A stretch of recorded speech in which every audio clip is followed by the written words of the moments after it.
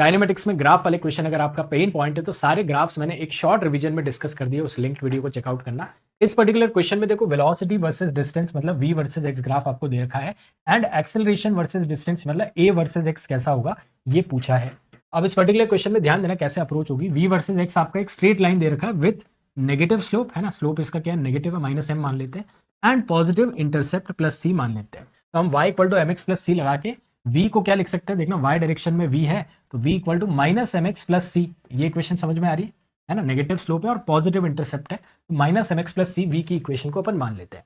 अब पर्टिकुलरली इसी टाइप के क्वेश्चन में यहाँ पे ध्यान देना टाइम नहीं गिवन है, यहाँ पे आपको vx और ax का क्वेश्चन है, मतलब ना तो टाइम गिवन है और ना ही पूछा है। ऐसे क्वेश्चंस में आपको a = v dv/dx के कंसेप्ट को यूज करना होता है ना, बड़ा इंपॉर्टेंट है। कॉम्पिटिटिव एग्जाम में, जेई में और नीट में भी इस पे बेस्ड रेगुलरली क्वेश्चन आते हैं। तो टाइम जब भी गिवन नहीं है, पूछा भी नहीं है, तो ये आपका हिंट है कि a = v dv/dx यूज करना है। ठीक है, अब v की जगह पे -mx + c सब्स्टिट्यूट कर दो। v को अपन ने -mx + c इक्वेशन 1 से रख दिया एंड इक्वेशन 1 को ही डिफरेंशिएट करके dv/dx कितना आएगा बच्चों, dv/dx -m आ जाएगा। तो ये -m multiplied by this whole thing, देखो कैलकुलेशन करके क्या आ जाता है +m² x एंड -mc, यानी कि आपका ये positive slope and negative intercept वाला आंसर होना चाहिए। तो कौन सा ऑप्शन आंसर हो जाएगा जल्दी से बताओ।